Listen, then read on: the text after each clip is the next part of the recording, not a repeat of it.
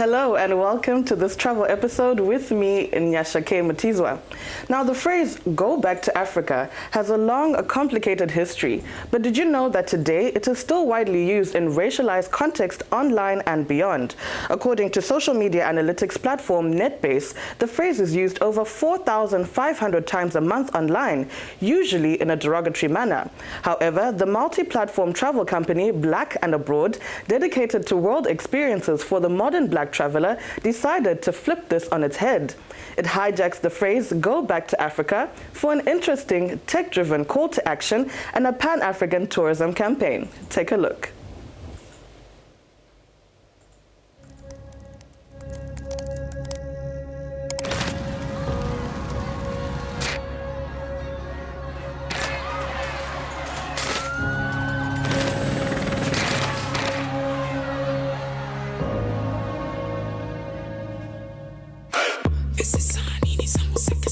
Them got me chinyanja bapana bachiba beating down in yamo kuteka rap on the down in yamo biba body guama ni yamo kumeka my head go back up in yamo bega body bachiba ni yamo teka shelela beating go shelela beating go shelela ona skile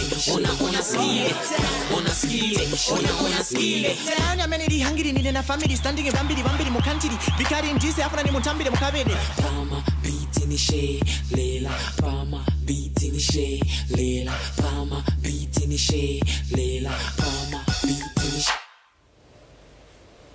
So Black and Abroad partnered with data-driven creative agency FCB6, blacks out hate-fueled Twitter and Instagram posts and reframes them with images showing the diversity of all 54 African countries.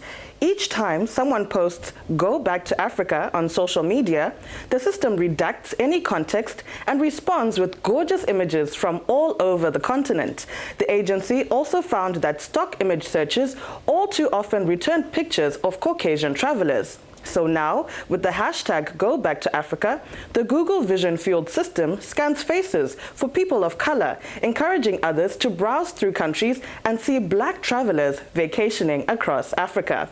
And to hear more, we are joined on Skype by the co-founders of Black and Abroad, Kent Johnson and Eric Martin, coming to us from Atlanta, Georgia. Thank you so much, gentlemen. Now, Eric, you spoke in an interview about debunking the narrative that Africa is a desolate wasteland undeserving of travel. So tell us about the perception of Africa there and the inspiration behind changing the "go back to Africa" narrative. A lot of us in the Western world at one point or another have been told in pejorative ways by bigots and racists that we need to go back to Africa as if it's something offensive.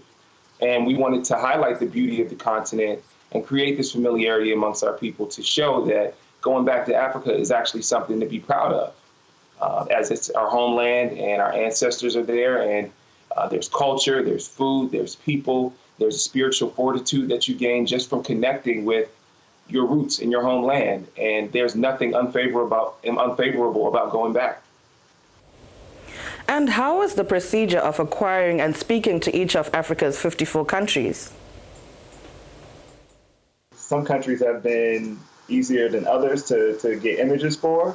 Of course, travel to certain destinations depends on the social climate of that destination as well, but we've been striving really hard to get positive imagery for every country as we go forward.